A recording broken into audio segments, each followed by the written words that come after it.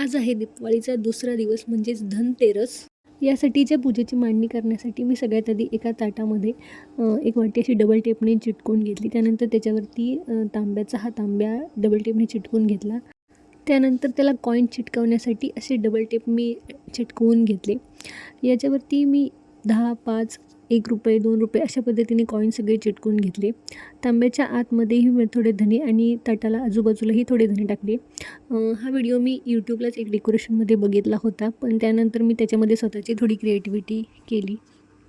सगळ्या बाजूने असे धने पसरून घेतले.